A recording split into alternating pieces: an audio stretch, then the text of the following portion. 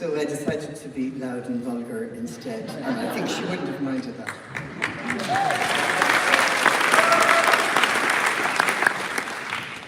So welcome to this memorial evening for Nell, who died in August.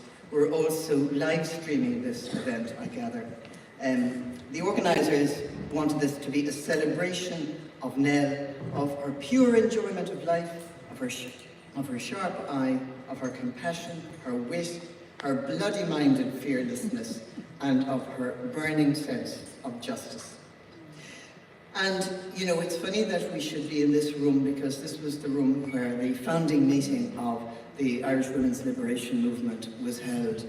And Mary McMahon was talking to me just a few minutes ago, and she remembered a queue the whole way up the side here of people coming up to give their names and their addresses, promising they'd help, and they would set up groups at home. You know, that was the great campaign that Nell was so central to, and many others, and for which women like me, who managed to live richer, freer lives as a result, are always going to be grateful. But the greatest weapon that Nell used to achieve justice was her powerful way with words. So it's Nell's own words that you're going to hear tonight, with people reading excerpts ranging from her coverage of Bloody Sunday to her path-breaking series about what happened to people in the courts, her famous series In the Eye of the Law, that to her book about the Kerry Babies case, and so much more.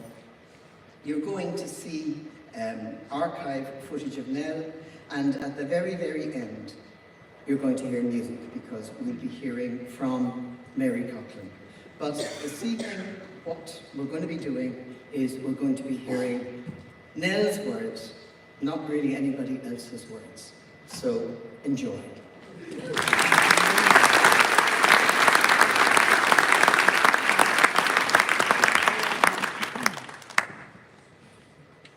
Hello, Mara McCallion, niece. You can probably see the resemblance, we're somewhat the same height. Also, actor, astronaut, keeper of the keys, and yet another proud upstart from the north. I'm just going to read from one of Nell's pieces called All Our Yesterdays, which is about growing up in the centre of the universe, which is not where you may have been led to believe the sun. It is in fact 8 Beechwood Street. I was born in my own home, number 8 Beechwood Street, delivered by Nurse McCafferty, who lived in number 2. My godmother, Sadie Gallagher, shirt factory worker, lived in number 11. Annie McDade, retired shirt factory worker, who lived in number 6, was always addressed by us as Auntie Annie. Granny Dorn, who lived in number 10, babysat us when my parents escaped their 6 children and hurried off to the pictures. In that matriarchal street there was little need of male figures. The men in any case frequently departed out of our lives, away to England in search of work. My own father spent the statutory period of exile there, as later did 4 of his 6 children.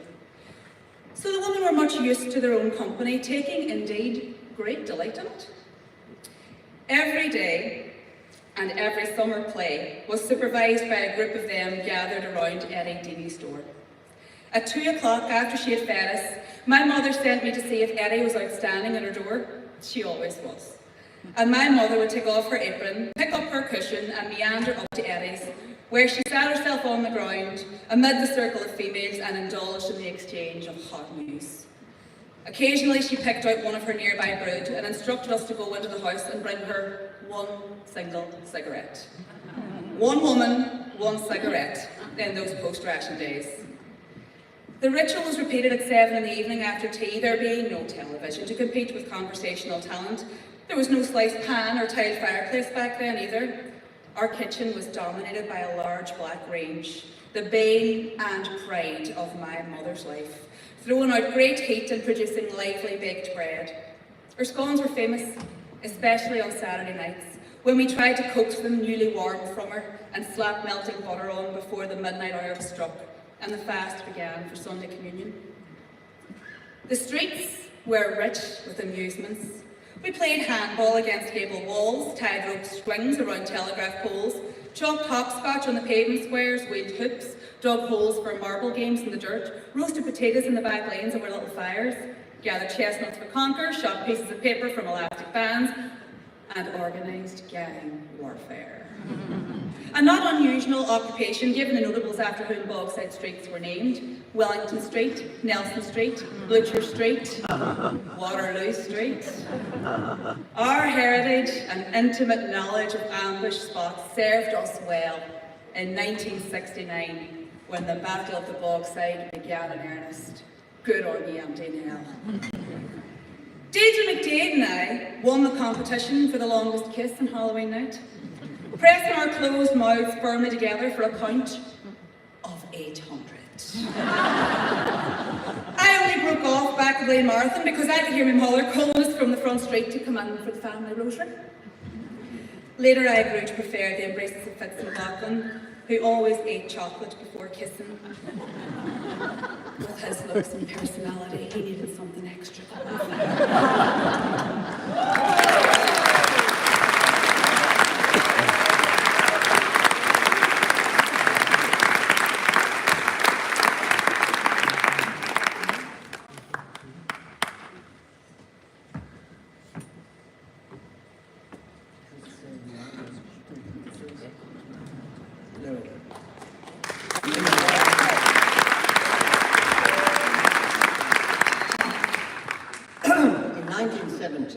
Jack Dowling and I were given a job to edit Dublin Opinion, which was a satirical magazine, a very kind of gentle enough satirical magazine called Dublin Opinion.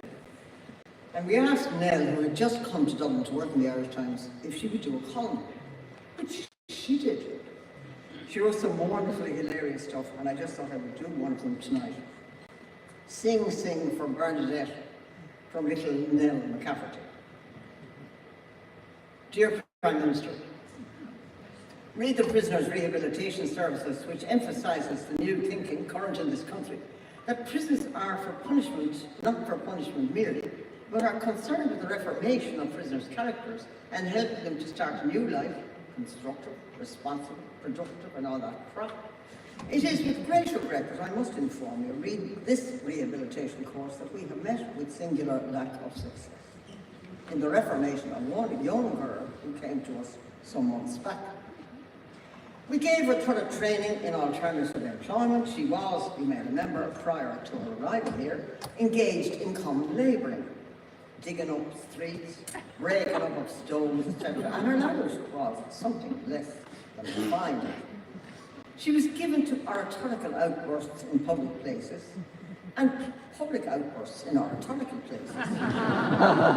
She sometimes spent the night sleeping in London streets and showed herself not indifferent to militant wogs in foreign places. She was also the victim of an unfinished education. How best to cope with such a child? We taught her crocheting. A gentle and feminine occupation, much in demand in the underpopulated, underpaid wilds of the West, where us, as you hinted to me, this young lady might retake herself never to be heard of again. We provided her with extensive reading material from our library, the Tammy books, the Good Book, Mrs. Beaton's Household Hints, and daily copies of National Rag, the Belfast newsletter. We severely restricted the hordes of undesirables who daily came to have words with her. We indulged her whim to shorten the uniform to indecent lengths. We scrupulously examined the letters she wrote in an effort to help her grammar, punctuation, etc. We put her to bed early at night and raised her up early in the morning. We put her on a rigorous diet and made her take early, regular exercise. Dear Prime Minister, she likes the crochet work. But alas, as I have bade her goodbye this morning and presented her with a bundle of wool and some needles, she lapsed into pre-prison language and went off with her horde of undesirables. I fear she is returning to the streets. I fear she is interested in house building. She says, however, she will look into the wages awarded to crocheters, so perhaps there is yet some hope. I think where we did succeed was in showing her the error of her past actions.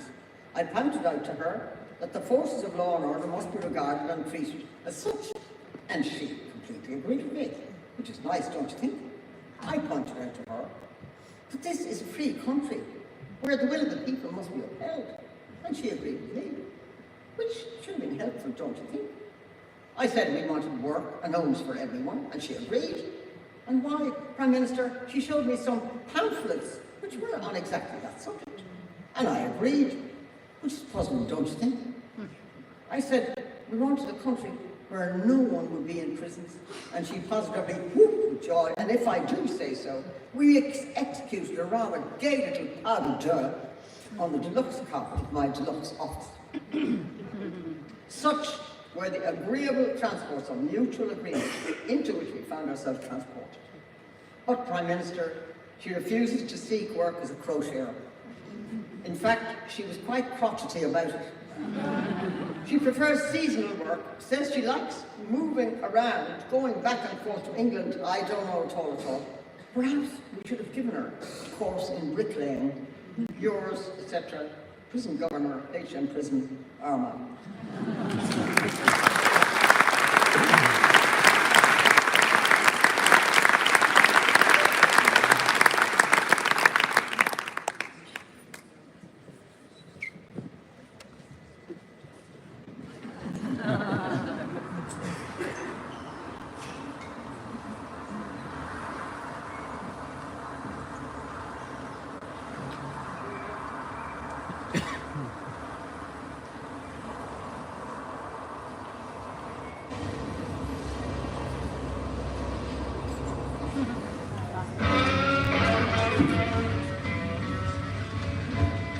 Now, you have an image of being a very, very aggressive little lady, are you? I don't think I'm personally aggressive, certainly not to my friends, or people who have a hard time. But I do find that I certainly get angry on certain topics, such as depression, poverty, and the general condition of this country. And under such conditions, when we're talking about these things, if people do dispute someone on downside, there's nothing happy or beautiful about people suffering. I'm aggressive against institutions and laws, certainly. When people see you on television, on discussion shows and so on, you sometimes do get very, very angry, and that puts them off. I think the only people are put off are people who would object to what I'm saying, expressing up to say threatening. Certainly I haven't found reaction when I walk about the streets and talk to ordinary people that they're put off. In fact, all of them are saying you should have given me more money. Does your work, particularly your work in the courts, make you very, very bitter? It makes me more depressed and bitter just because you don't like the human condition you see here. It makes me bitter against the bosses or people in authority who are doing this to people and who, at no stage, as far as I can see, really show any understanding of what's going on, any sympathy for it. There's a total authoritarian concept in this country of the bosses talking to the people down below, a demand for obedience, a demand for conformity, and an absence of sympathy. What sort of solution do you see? There, me to the course, a good word. I want to see socialism, and I want to see rules and regulations. I don't think the two can be separated.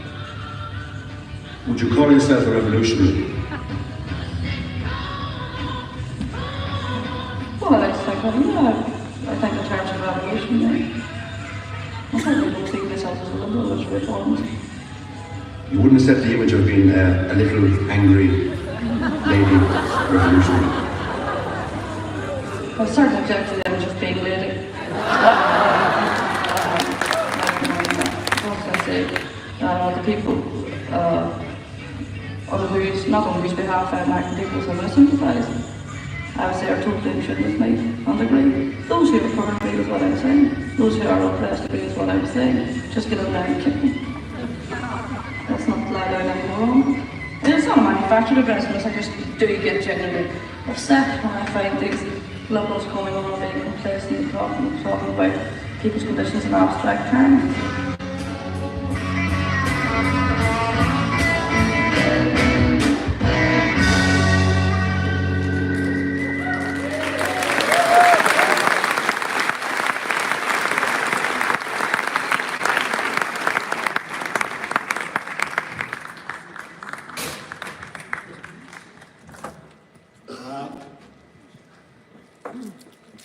I've got a t-shirt on here which says, "What would Dermy say?"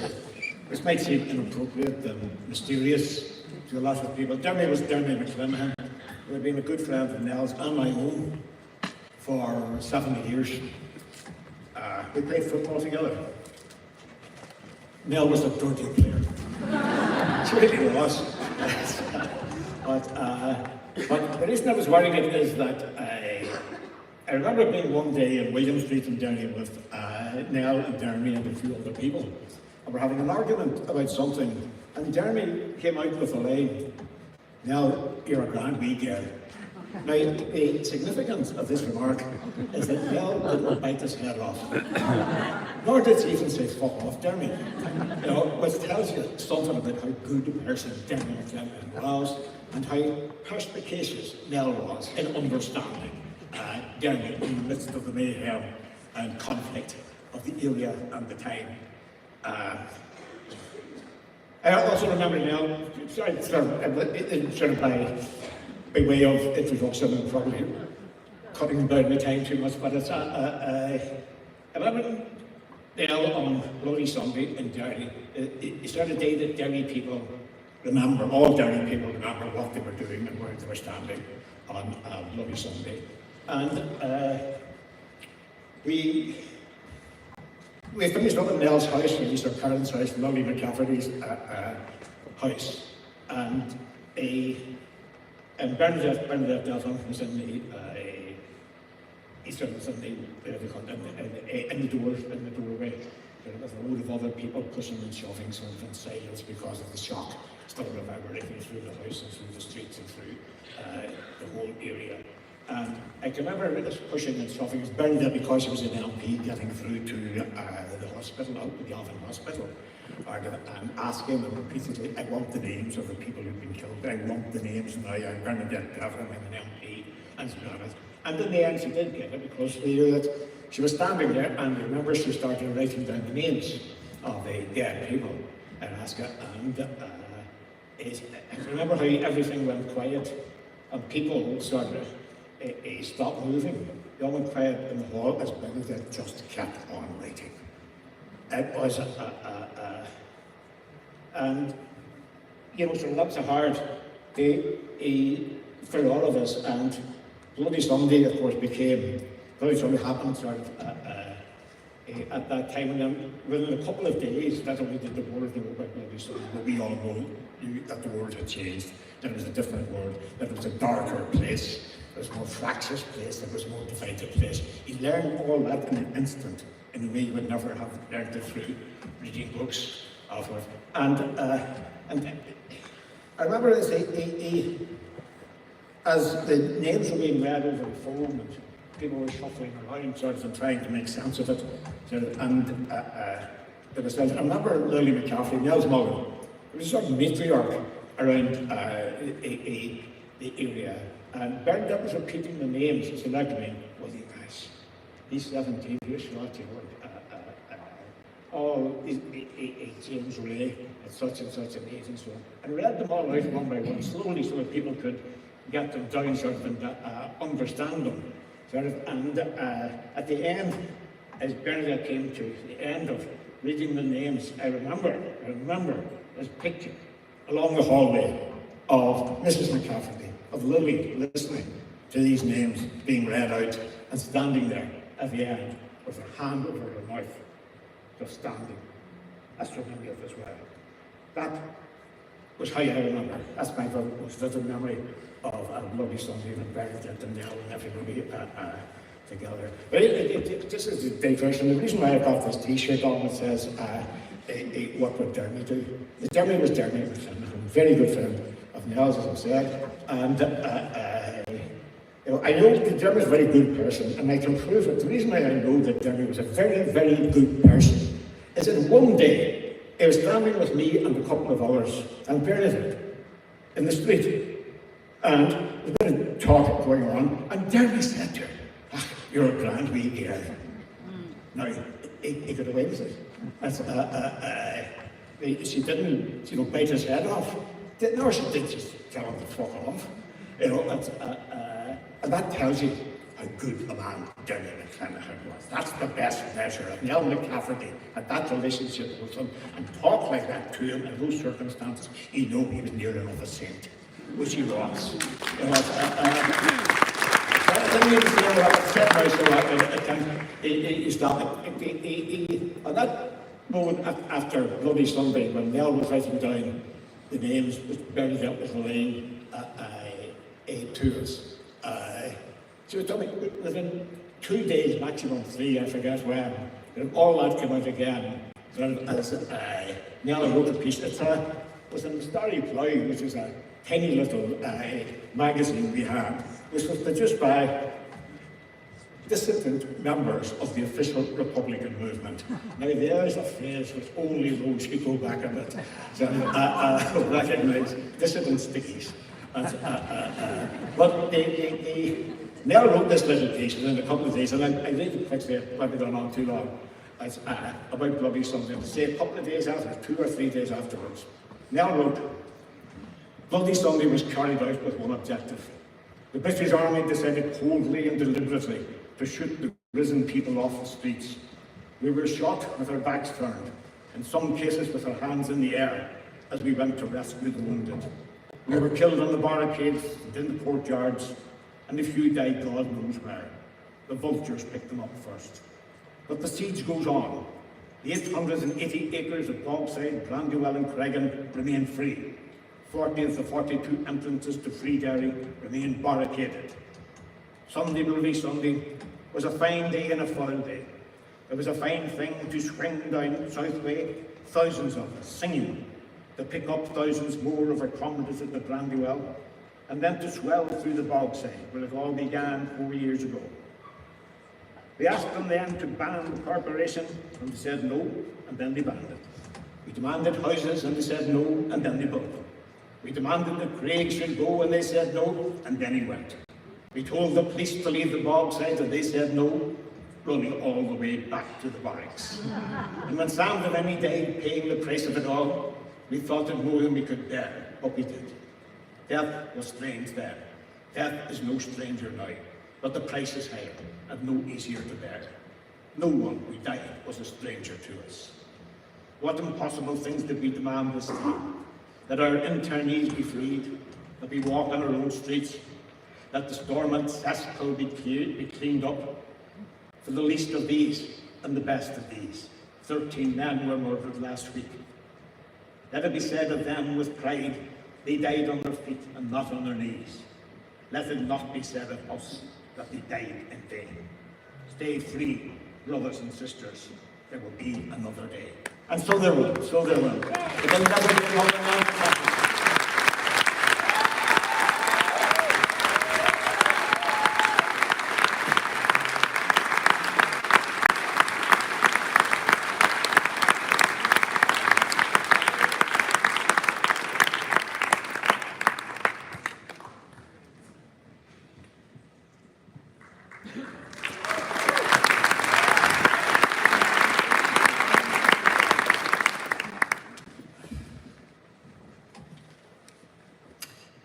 Nell wielded words like weapons, and she used those words to cut through the patriarchy like a knife through butter. And as I look around the world today, I think how much we will miss her. I'm going to read a very short piece from what I think is really one of her, if not her most incisive book, A Woman to Blame, the Kerry Babies Case, which was published by Attic Press in 1985, and is Nell's account having sat at the Tribunal of Inquiry into the Kerry Babies case, day after day after day in Tralee. This is the story of professional men, the lawyers, doctors, police and priests, who found woman to blame.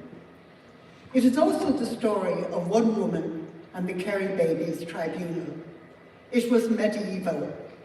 A group of men put a young unmarried woman on the stand and questioned her about the exact circumstances of the conception and birth and death of her newborn baby. She came from a tiny village in the west of Ireland. They had come down from the capital, Dublin. The Pope had just come and gone from Ireland. The men wondered aloud if the woman had in fact given birth to 2 newborn babies, who had been found dead in Kerry, though blood tests showed that she could only have been the mother of 1. The men put forward and examined for 6 months a theory of superfecundation, which postulates that a woman can conceive of twins by 2 men if she has sexual intercourse with both in the space of 24 hours. Oh, there were times when we all thought she had twins, said the presiding judge, Justice Kevin Lynch. The legal men and a succession of male doctors, psychiatrists and police officers, 43 in all, spent 6 months probing the young woman's mind and body. A doctor gave the dimensions of her vagina during a previous birth. Ordnance survey maps were used to pinpoint the exact locations of the places where she had sexual congress with her married lover. The question was asked, did she love this man, or what other men were prepared to do with her? It was medieval, but it happened in 1985. The probing of the woman's sexual history brought the men gathered round her to such a fever pitch that she collapsed. She was excused temporarily and could be heard retching and sobbing in the corridor. The judge ordered that she be sedated and then brought back to testify. She gave evidence in a daze, her head bobbing off the microphone. The judge asked that her friends keep a suicide watch on her that night.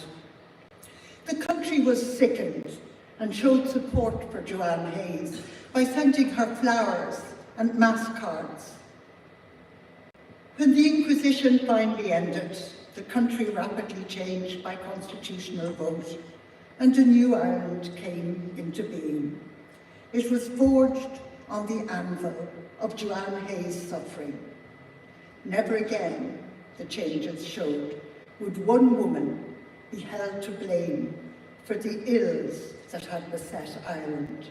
Or at least, never again would an exclusively male panel sit in judgment on one woman.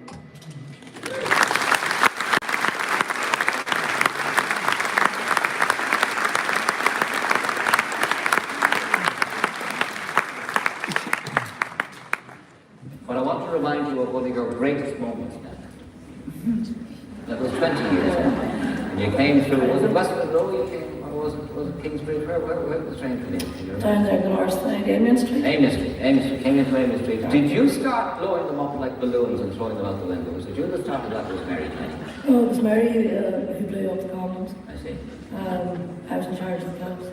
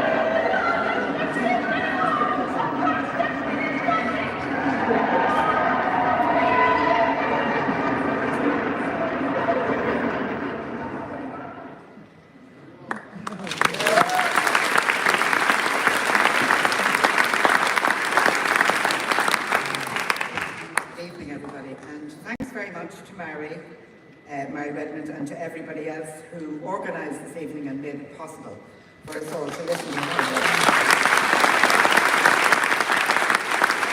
And also thank them for choosing the venue for the reasons that Olivia Leary mentioned, but also I particularly like it.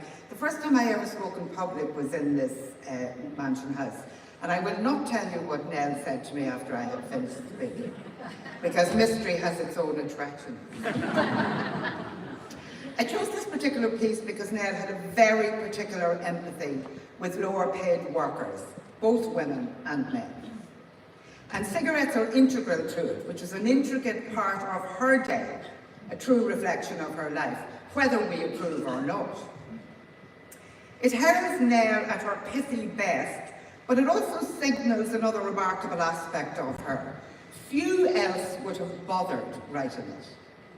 I chose this piece for that reason, but also because she cheekily, how else, dedicated it to her sister Nuala.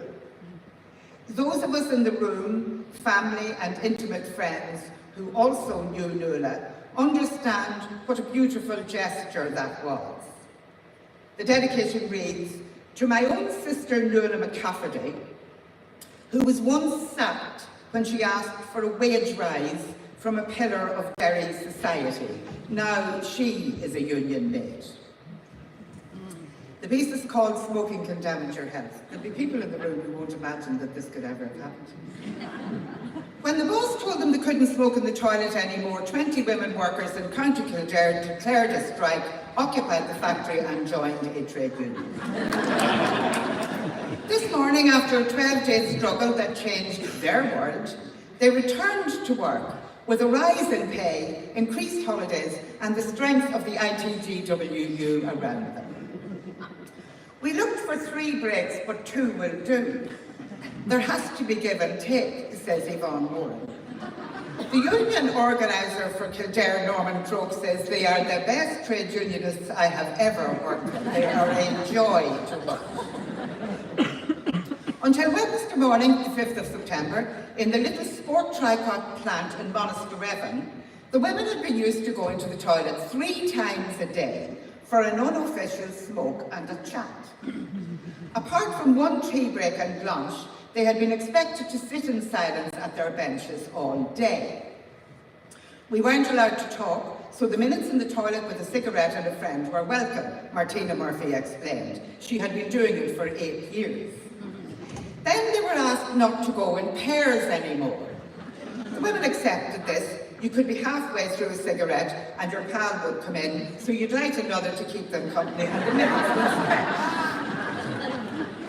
On that Wednesday morning, Martina Murphy went to the toilet area, not realising that someone else was there, and the two were interrupted by Monica Kelleher, wife of plant owner Pascal Kelleher, who said that no one was to smoke there anymore. A strike followed. It seemed like a small thing, says Yvonne Moran, but you let yourself be walked over on a little matter like that and you'd soon be crushed altogether. There had been bigger issues over the years. In times of recession, if 2 members of a family were working at Sports Tricot, one was made redundant. But in a village with few opportunities, that seemed fair. Except, the women say, that the one let go was usually the one with the most experience and the higher wage. The sequence of events that Wednesday, as told by the women, followed the pattern of a family row. We stopped to talk about it, says Yvonne, and then Pascal, was the owner of the factory, came around and said, "Right lads, get back to work." We said we were on strike, and he said we hadn't a leg to stand on because we weren't in a union, so we occupied the factory. They're not sure why. It's the sort of thing you see on television. There were those people in Woolworths, Martina said vaguely. Pascal switched off the power and went home.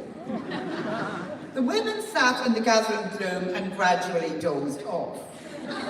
2 of them, girls just out of school, had only been in Tricot for a fortnight. Their nerve failed them and they burst into tears with hunger and cold. We told them to go on home, but it was very late and they were afraid of the dark, so they stayed on. By dawn, they were all sick from smoking. All day Thursday, the occupation continued, though Pascal paid them their wages for the previous week. The union man was then summoned, and he went with them to the SUE meeting, despite suspicion that they weren't really his members. A union doesn't recruit during a strike, lest it is liable for strike pay. Neither Pascal Kelleher nor the SUE pushed that issue. They seemed relieved to be talking with a sensible man, who at least got the women out of the factory. Norman watched Martina look this FUE guy in the face and say, "Do you have to have permission to have a smoke? Are you forbidden to speak to your colleagues?" Unused to jargon, the women were devastating. The men then made an official contact. A counter-councillor who Pascal knew contracted a counter-councillor who Norman knew, and a settlement was negotiated before signatures were formally appended at a formal meeting with the women. The agreed document is nearly 40 pages long.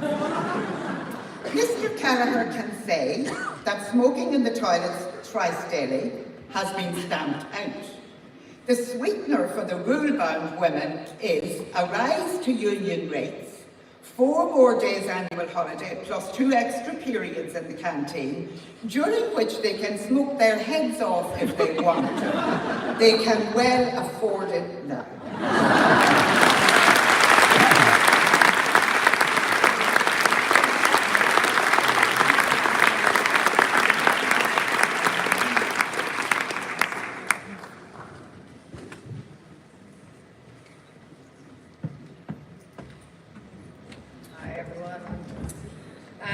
I'm going to touch on Nell McCafferty's lesser known career as a men's fashion journalist, which, as you can imagine, was brief. As brief as this column. This is a column from 14th of January 1974 in the Irish Times. And the headline is, "What will the well-dressed man wear during 1974? The well-dressed man should wear clothes this year, because if he does not, he will be very cold. One of the reasons why he will be very cold is that we are suffering from a fuel shortage. One of the reasons why we are suffering from a fuel shortage is that the miners who get their clothes dirty while digging underground are not being paid enough for the work they are doing, and certainly not being paid for removing their dirty clothes and washing themselves in the interests of hygiene. If the miners were paid more, we would have more fuel. The miners could afford clean clothes themselves, and men in general wouldn't have to wear so many clothes throughout the year. That is all I have to say about men's fashions."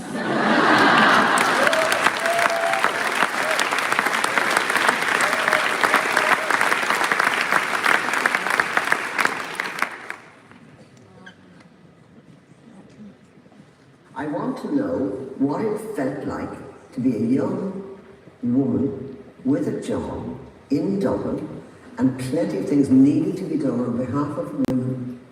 What were your feelings? I loved writing Lelia.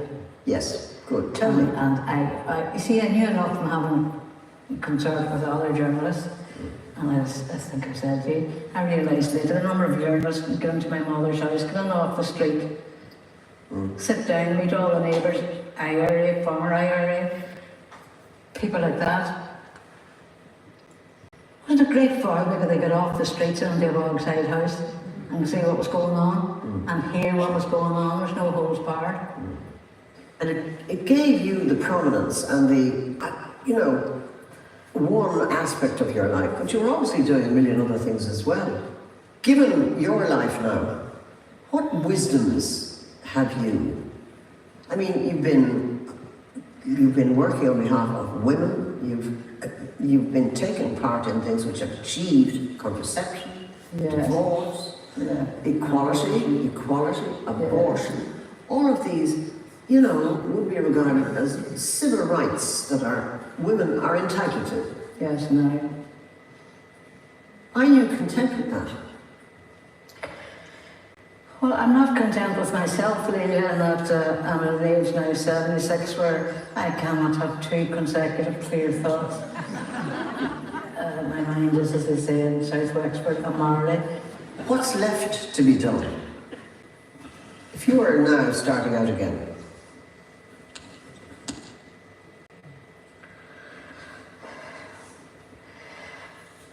I spend too much time having what I call maggot thoughts, maggots in my head. For example, there was an announcement on the radio a few weeks ago that some woman, a domestically abused woman, had had her arm broken in 3 places. And I thought, she must be squealing. How do you break an arm in 3 places? Did someone tie her down? And I go through that in my head. You break it at the wrist and you're squealing. They tie your hand to the table and then break it again, the forearm, and you're still squealing, and then they break it again the 3rd time. Somebody's squealing while that is happening. What about the person who's doing it? What do they think? I think about it far too much. Domestic violence. it's heavy. It's a heavy. Well, I do know that some women who work in women's aid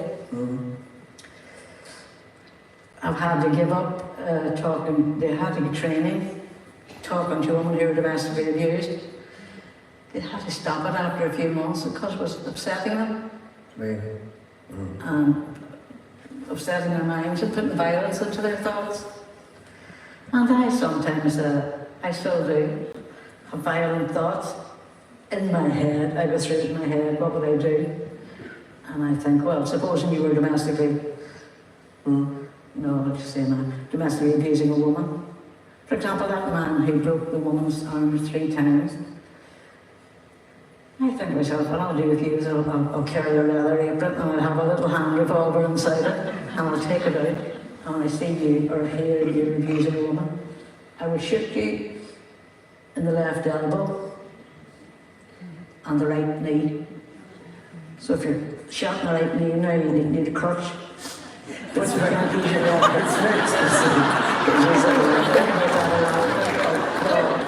I wish domestic violence against domestic abuse is a big bugbear in my life at the moment.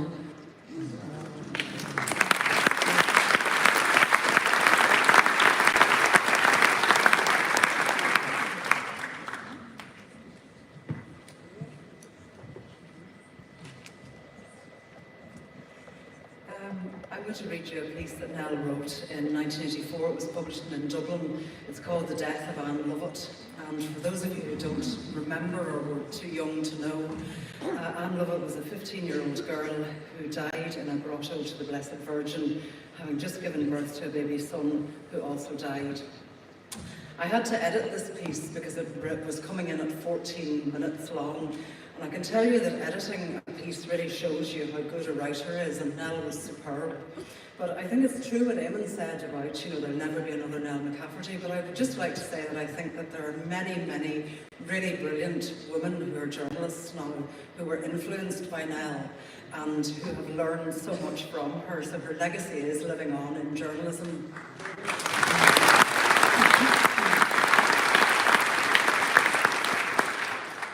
This was published in 1984. As in her pregnancy, so it was in her death.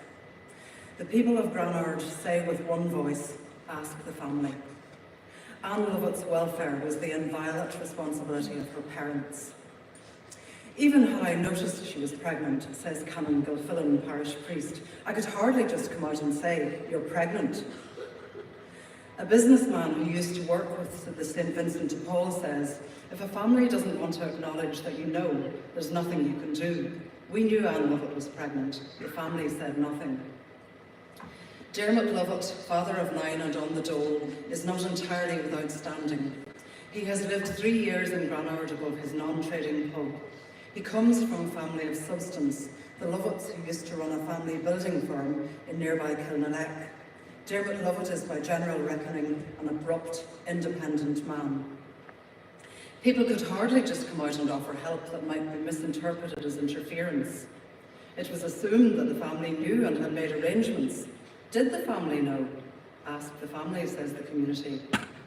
The sister of Anne Lovett, with whom Anne had spent some time in Dublin before Christmas, says no comment. Dermot and Patricia Lovett refused to speak to reporters. 10 days after Anne's death, the Gardaí had not been able to secure an interview with her parents. But the death in a public place of a teenage girl and her newborn baby demands an attempted explanation. It will be up to the family to explain how it could be that their daughter died unaided and alone. The efforts of the townspeople are directed towards explaining how they, the townspeople, could not come to her aid, though her condition was common knowledge. The Convent of Mercy School called in a solicitor who helped them draft a statement to the effect that the staff did not know that Anne Lovett was pregnant. Did they, however, suspect that she was?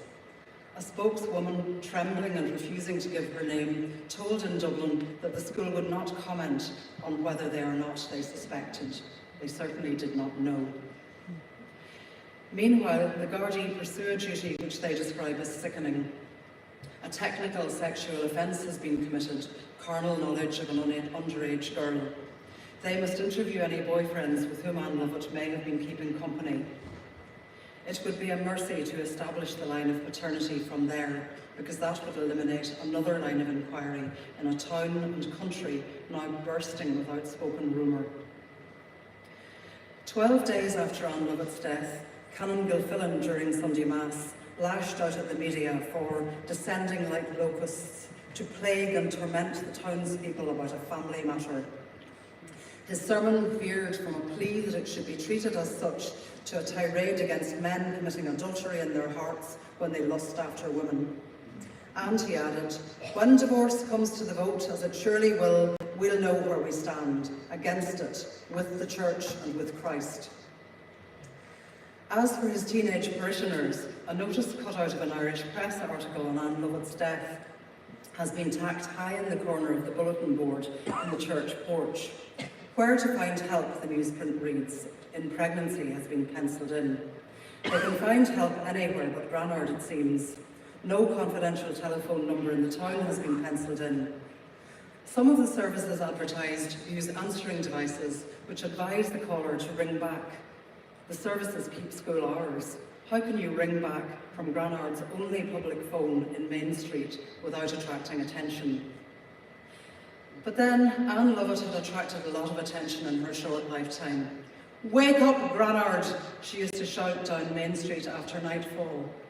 Her father used to publicly pull her home from the grocery store, come billiards hall, where she spent much of her time. The sight of him and of her, whom they knew to be pregnant, allayed concern as to who was taking responsibility for her welfare. He'd give her a cuff, many a father does. You don't call in the ISPCC, do you? If anything, you'd say he was doing his best, wouldn't you? And he'd be entitled to give you a cuff yourself if he stepped in. But why would we step in? The family looked all right. Anne Lovett looked properly fed and dressed and bright-eyed. The fact that she was pregnant, besides, was no reason for intervention. If there was a tension between her and her father, which there was, and if it was known, which it was, and if she spent a lot of time in the houses of her friends, what else could you expect in the circumstances? It was only natural, wasn't it? On the day of Anne Lovett's death, nobody informed the guards of the events at the grotto. One of them, coming on duty at 6 o'clock in the evening, remarked that there were rumours in town of an abortion. It was 8 o'clock, 3.5 hours after Anne Lovett had been found, before the guards established the facts by dint of foot slogging and telephone calls around the locality. Dr. Tom Donoghue, Deputy Coroner for the area, was a man well versed in the legal procedures that flow from the discovery of a dead body. It must not be moved. Dr. Donoghue, who had treated Anne Lovett for shingles on her back shortly before Christmas, treated her as she lay dying in the grotto. She was then moved by ambulance to Meath. The baby, which was dead and should not have been moved, was taken with her. Dr. Donoghue refused to comment on what was treated in the circumstances as a family affair. The grotto where Anne Lovett gave birth is the most secluded spot in Granard town, which is why the young go there when they're mitching from school. You turn sharp left up a broad, leafy, walled lane and step through a gate into a lonely, quarried dell enclosed by a tall thicket. High up on the granite face of the dell is the Virgin Mary. She can be seen from the public road through the evergreen trees. A girl giving birth at her feet would not be seen. A girl might give birth there and leave the baby behind.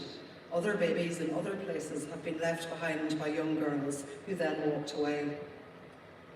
A crazy idea in a small town, of course, but if no one knew for sure she was pregnant, a young girl might persuade herself that she could get away with it. Is that what happened?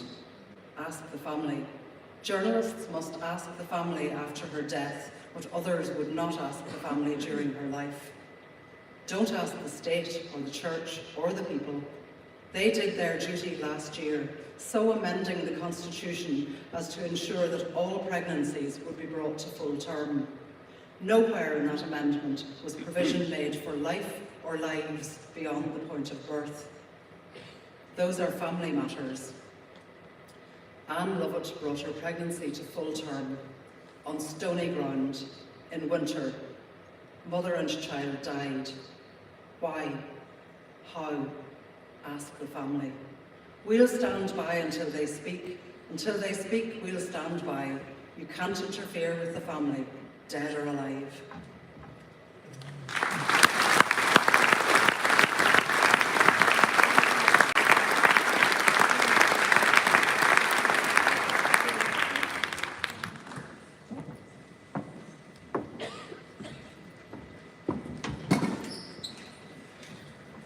I covered the Troubles from time to time with Nell, and I was always very pleased and relieved to see her in the vicinity because I knew she had my back, and not just mine, but any other reporters.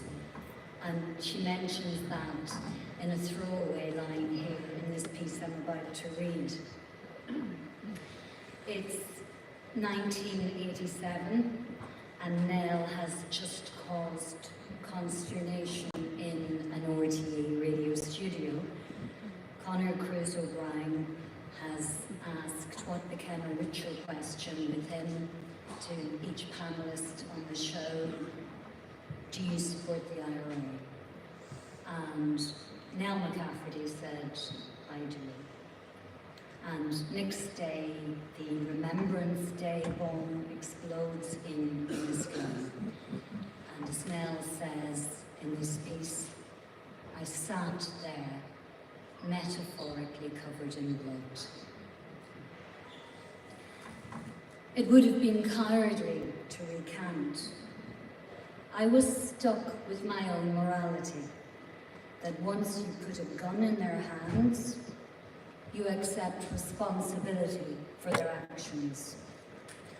All the papers and magazines and radio stations for which I worked, other than RTE, which had banned me, asked me to write about how I felt now.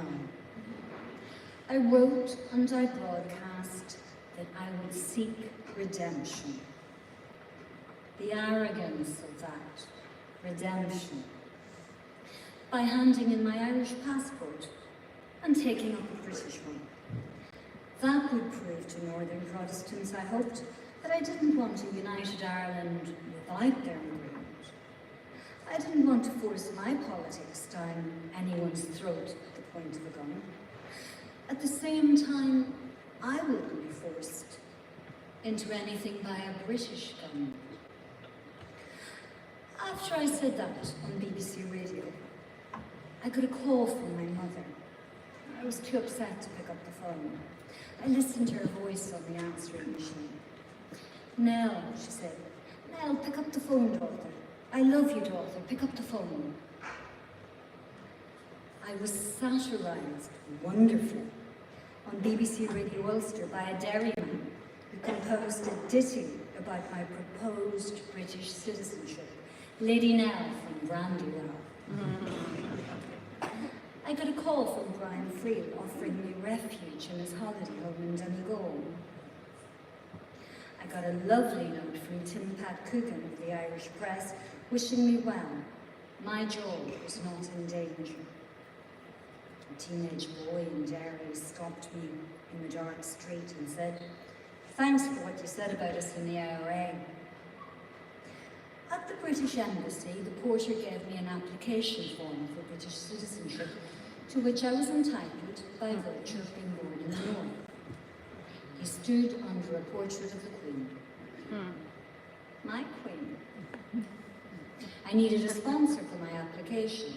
I got a sombre letter from the great Irish parliamentarian John Kelly of Fine Gael, implacable opponent of the IRA, in which he declined to sponsor me. It wasn't that I was untouchable. You could not, would not, ask anyone to give up Irish citizenship. My union sent a formal letter of protest about the ban to RTE, then shut completely up. Nuala was magnificent. She came home, said nothing, and brought me as her lunch companion to the annual Print Media Awards, where she was named Journalist of the Year. There was a fleecing as we entered the room. Journalists with whom I'd worked for 17 years did not talk to me.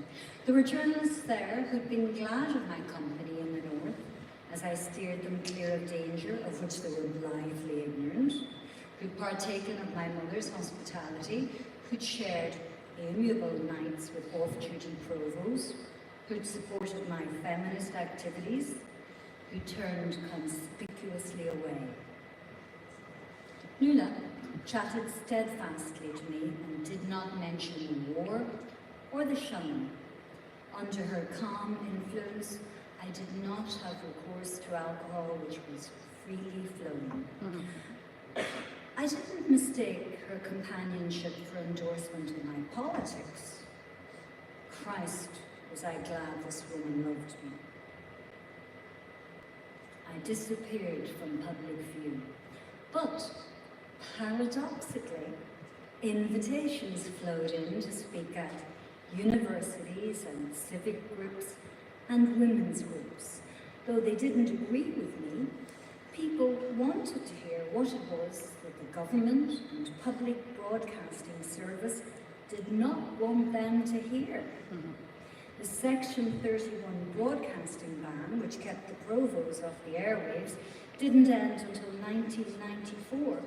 But in the years leading up to that, there was plenty of discussion about them and with them among political insiders. An undersecretary from the British Embassy took me to dinner regularly. I informed Sinn Féin of the relationship, lest they mistake me for an informer. Ambassador Jean Kennedy Smith had me to dinner at the American Embassy. I became a member of the Northern Star Lunch Club, which held private weekly meetings in Dublin with Northern guests such as Peter Robinson, David Irvine, Gerry Adams, and Martin McGuinness. Our membership included David Andrews of Fianna Fáil and Rory Quinn of Labour. Nobody minded listening to me behind closed doors.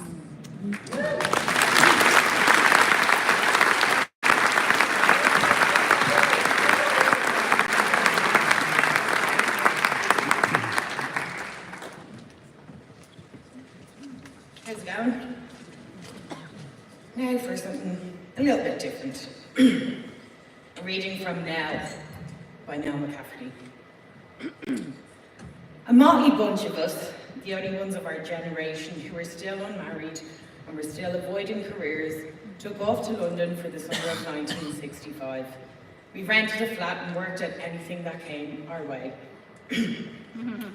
I went to see Marlene Dietrich in a one-woman show. She was on stage in a full-length white fur coat. She let it slide off her shoulders to the floor and allowed us to admire her bare-shouldered, bosom-to-ankle, silver-frocked, splendid self, while the band struck the opening chords of Lily Marlene. After we roared with hunger and admiration, she thrust a long leg through a slit in her garment to show a foot clad in a high stiletto. My friend Michael from Derry, who was working in London, escorted me to a gay club. I explained to him that I had to see for myself what other gay people looked like. The club was located in a dingy basement in Soho. The first person I saw was a young black woman still wearing her post office uniform of a jacket, trousers and boots. She was fat, she was butch, she was awful.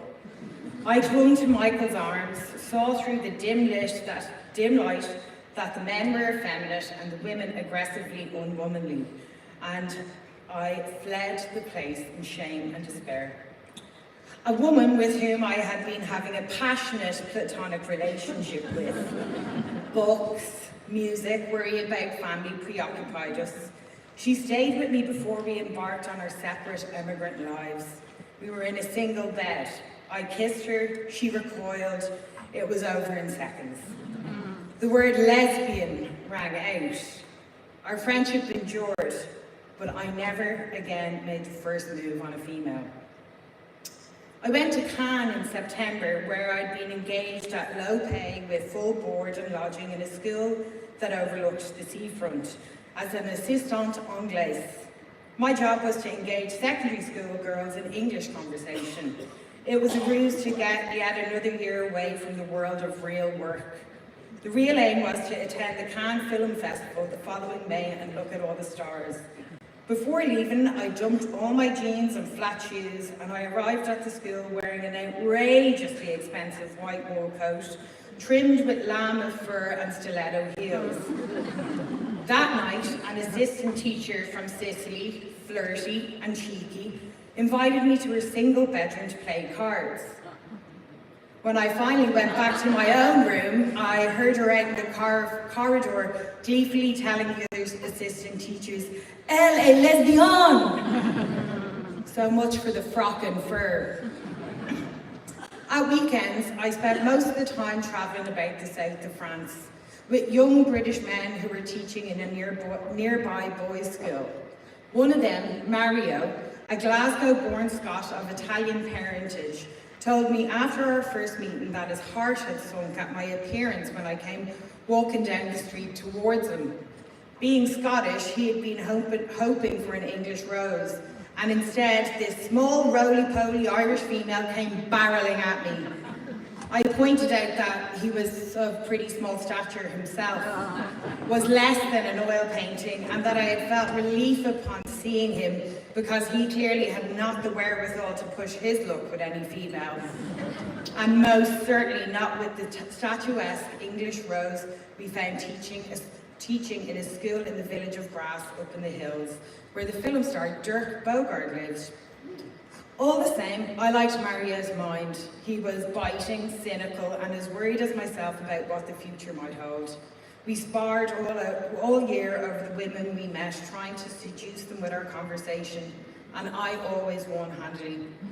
Unlike yourself, Mario, I consoled him, no woman needs fear that I'm going to jump her bones. That's because you don't dare, he said shrewdly. We grumbled our way around Nice and Monte Carlo, Arles, Aix-en-Provence, sharing a double room and even a double bed to save money.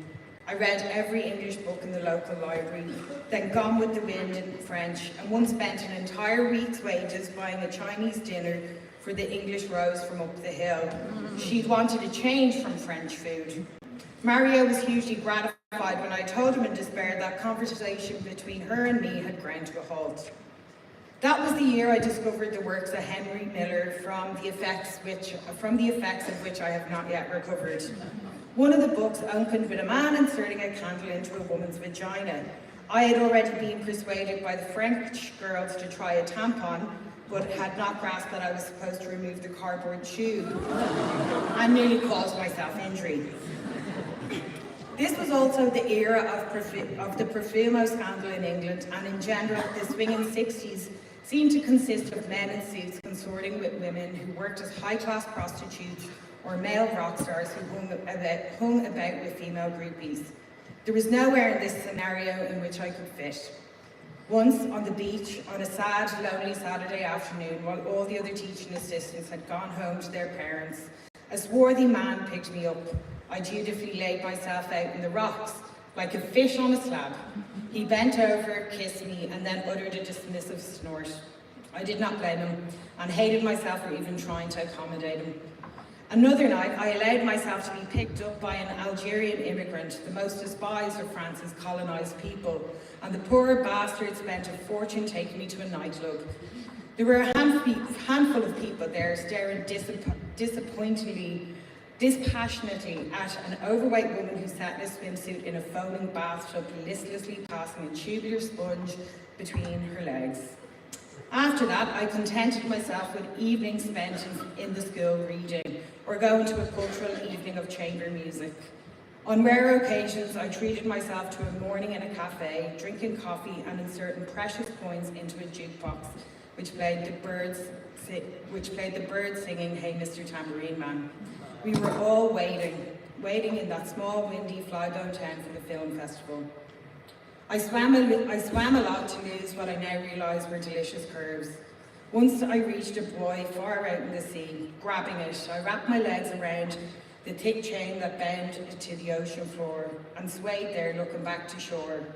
Eventually, the childhood sensation of clinging to a lamppost came back. It was pleasurable and shameful. Was this to be my life, screwing a lifebuoy? At least I wasn't kissing the rubber ball, I had consoled myself.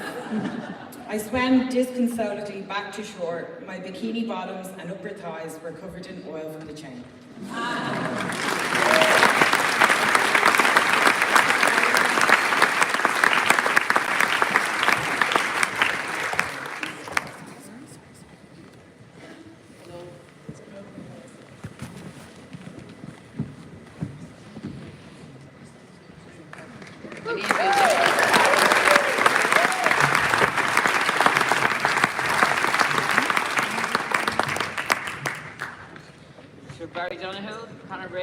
How's it going?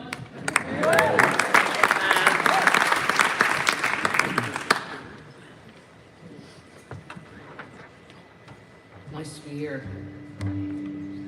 Start off with the song and then I'll tell a story.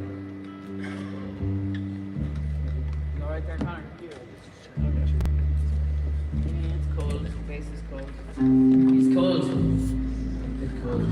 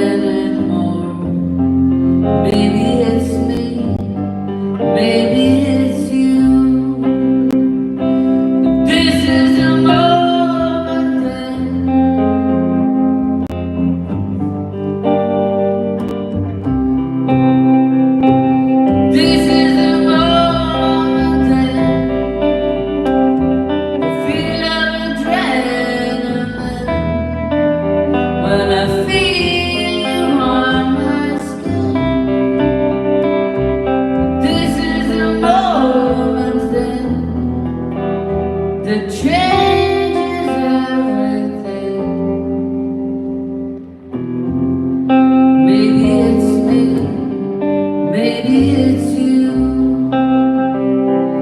This is the moment. What if I don't? What if I do? This is the moment when I get to feel again the rush of adrenaline. This is the moment when it changes everything. Maybe it's me, maybe it's you.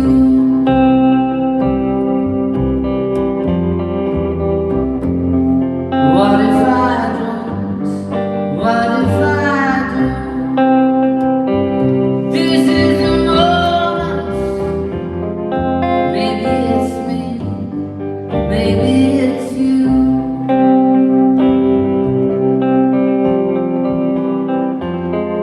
What if I don't? What if I do?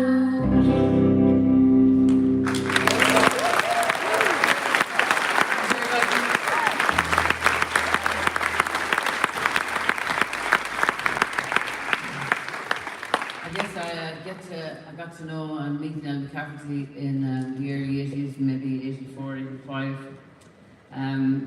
I did a song called The Beach, which was about the Bishop of Galway planning two-piece swimming costumes on women. It wasn't fucking Eamon Casey, it was the one before that, Dr. Michael Brown. Neil Tobin told me recently that he worried I would be arrested for saying things. He was a young man, Students' Union in Galway.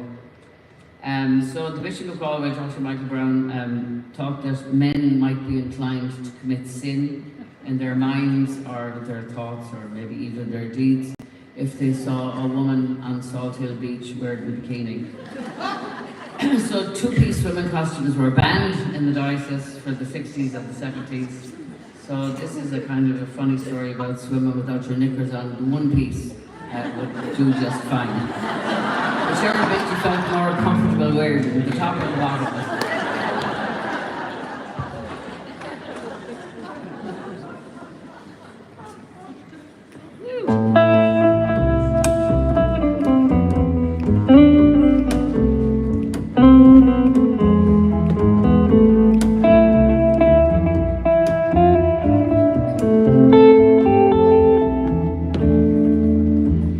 He was walking on the beach when I went down for a swim. I hadn't got my togs with me. I wanted to strip off and go in. I knew he knew what I wanted to do, but still he wouldn't go. But he stood and watched the show.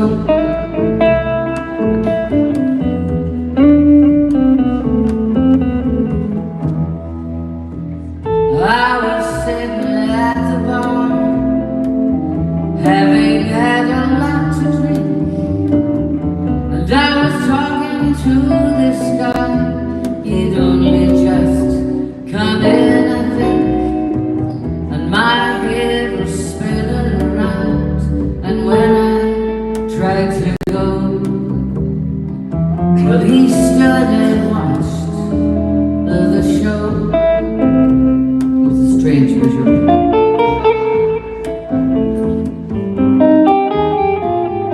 They're all strange.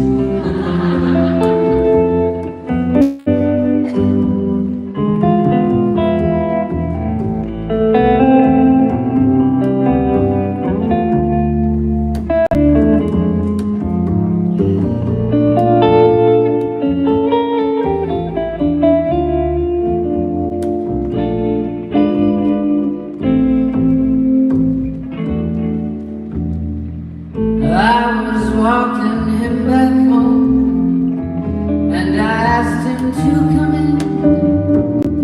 Well, I thought that I might take the chance, although his legs were a little bit thin.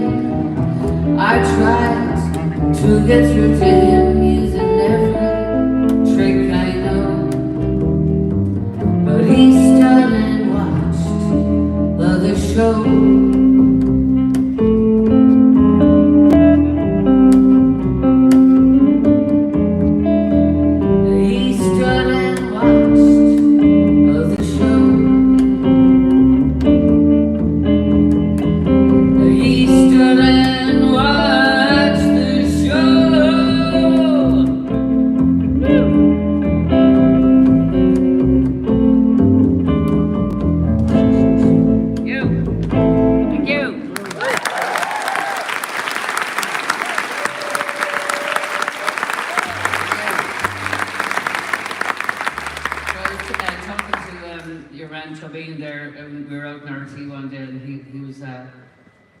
was asking me, was I not afraid to speak about stuff, you know, growing up.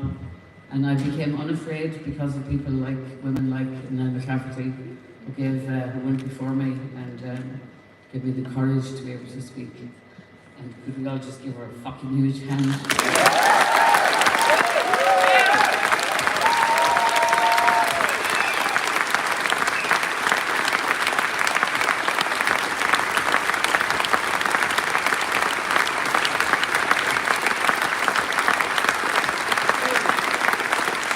The way. This is a song that I was invited by Nell to go to the teacher's place up in, what was it? That's the one? Square. And they wanted me to come in and do a few songs, and I had a band, they were men. And they were saying, you can't fucking bring them in here. And I said, well, that's a whole other kind of discrimination, isn't it? I can't bring the band in just because they're men. So they relented anyway, so Nell was afraid that they might see things that they wouldn't be used to seeing, and stuff like that. And that they might be too young to take it on board and be okay with it. So anyways, I sang this song, and she took all her clothes off. Well, just her top, really. Everything that was underneath it as well. And she danced wildly to this next song. And over the years, I've changed the words a little bit to include the wearing of condoms. And indeed, I used to show people how to put condoms on in the 80s in Ireland when you mightn't have been able to do such things. God bless them. Barry? I want to be seduced. I want a man to take me out to dinner. I'd like to see his eyes get moody, thinking about the thought of what flirting's gonna do. I want to be real cool. I want to think about getting me right into bed. Have a chat about wearing condoms. Don't flutter my heartstrings. Jesus, Mary, that little thing won't fit me, he said. I might still marry politely, but very slightly, if he tried to follow my needs. But I'm relatively certain I'd compromise if I know me. I want to be seduced. I want a man to talk to me suggestively. I'd like to hear him say he'll be with me tomorrow morning, drinking a jasmine tea. I want him to make me laugh. I want him to make a point of touching me when we talk, leaving all the jealous boys at the bar to mumble in their beer and gawk. You know it only happens when I'm napping, nodding in reverie.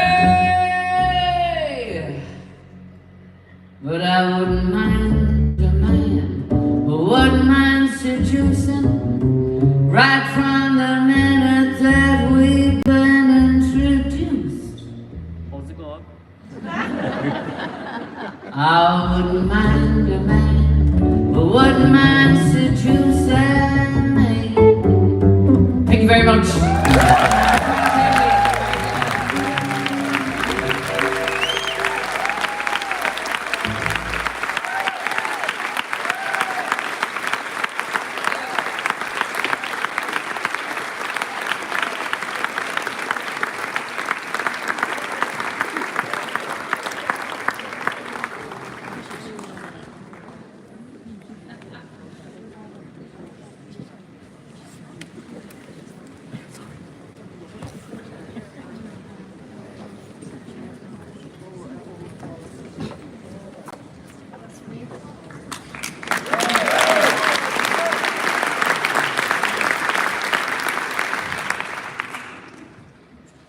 When Mary Redmond contacted me to invite me here tonight, thanks very much, Mary, I thought back to the earliest connection I had to Nell.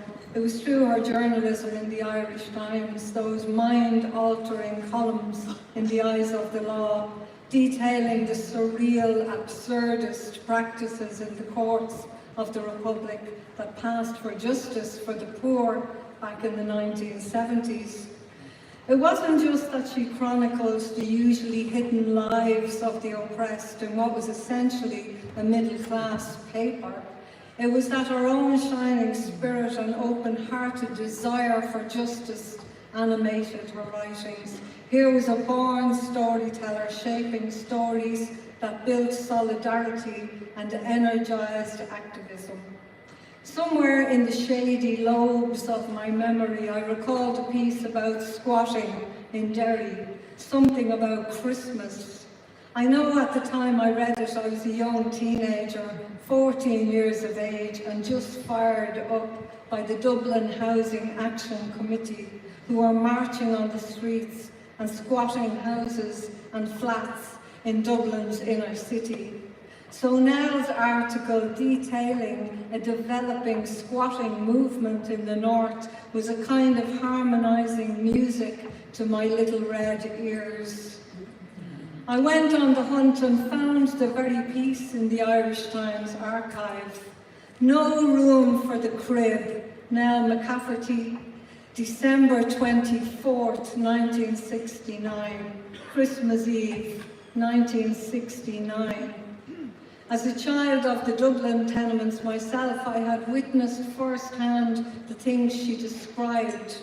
There is a tremendous relief in that mirroring, a vindication in the truth-telling, and a restoration of dignity. I remember feeling I am not alone in what I've seen, in what I've felt. I quote from Nell from that piece. What does the child do in the middle of the night when the stairs are dark and the toilet far away? The bucket on the landing is a phenomenon not entirely confined to prisons. It is the familiar hallmark of slum dwellers and houses with outside toilets. It is always made of tin to support the weight of older children. And if the thin, cold rim is too sharp for tender buttocks, you grip it with your hands and sit on them. I must have related to this part of her article describing the housing list, as it was so similar to our own situation, and I had often gone with my father to the corporal offices on Lord Edward Street to see had we moved up the list. The man at the hatch advising my father to have another baby. Again, I quote from Nell.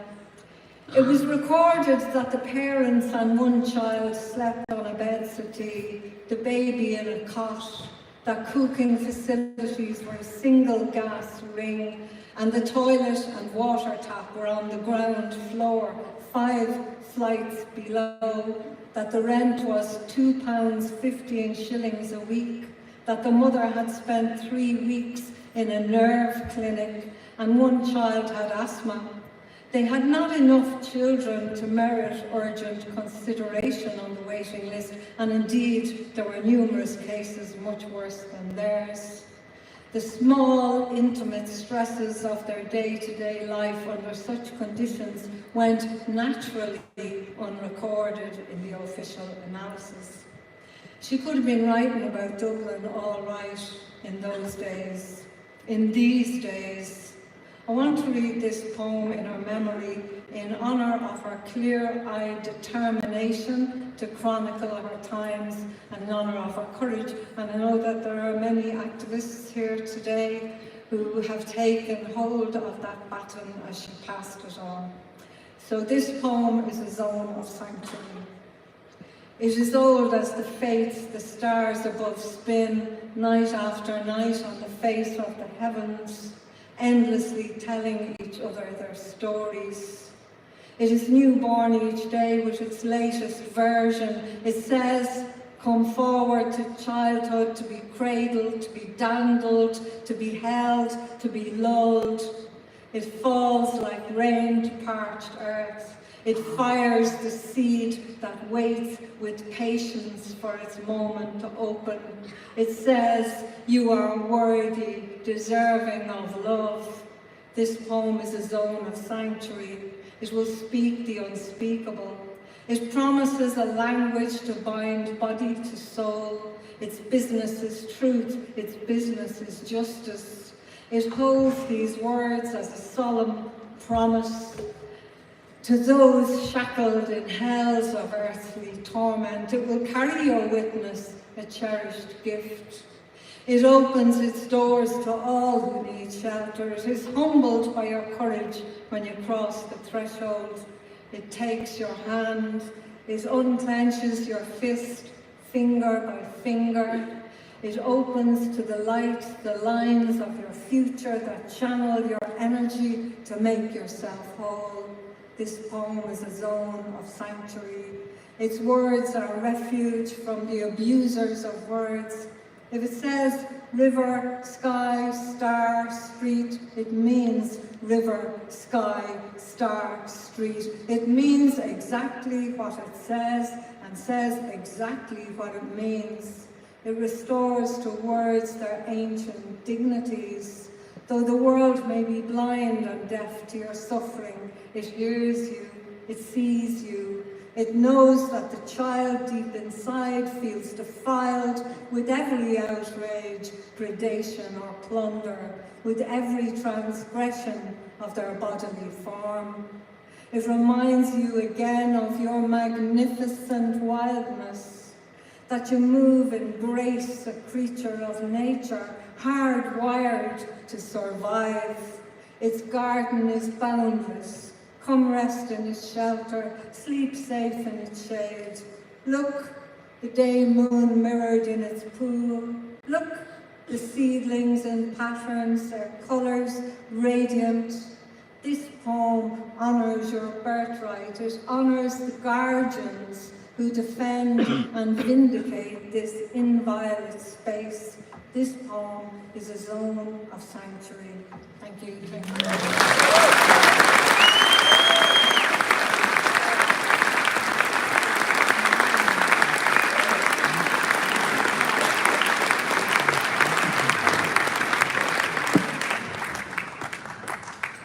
Well, we're coming towards the end, and I just want to say a big thank you, and I'm sure you'll all join in with me, to all of our speakers who made Nell's words come alive again. There was no more powerful writer than Nell. She did not abuse words, and they meant what she said. So just a big applause for all of our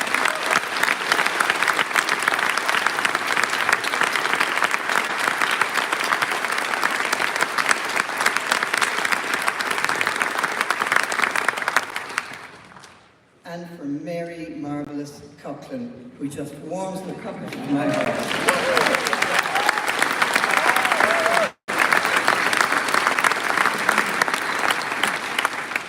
I'm still throbbing from Mary Coughlin. I'm sure that would have been forbidden in 1960 by the bishop. A lot of work went into organising and setting up this evening.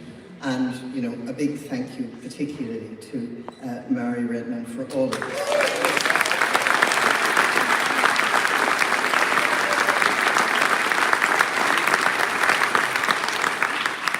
And pretty well everybody worked for free. But inevitably, there were expenses. There always are when you're involved in maybe editing video and hiring sound systems and whatever. Some people have contributed already, but we have a deficit maybe of 2,000 or 3,000. So I'm just going to suggest gently that if you have any cash, there is a box on the way out the door, and it would be very welcome. We've had some generous donors, but we could do just with a little more, anything people can give. And all I want to say here now is thank you all for coming. It was so wonderful to come in and see so many faces that we knew, and to know that it was Nell who brought you all here. God bless her.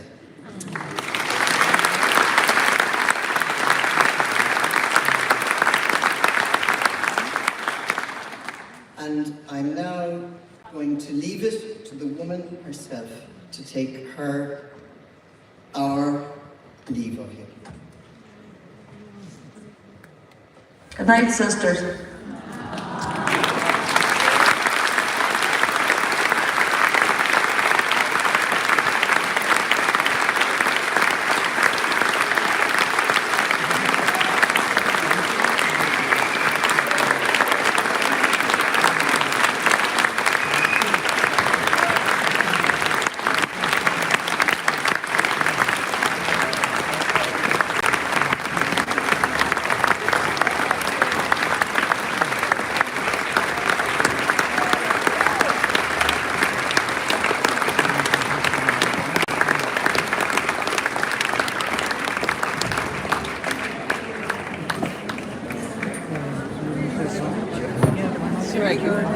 Oh, thank you.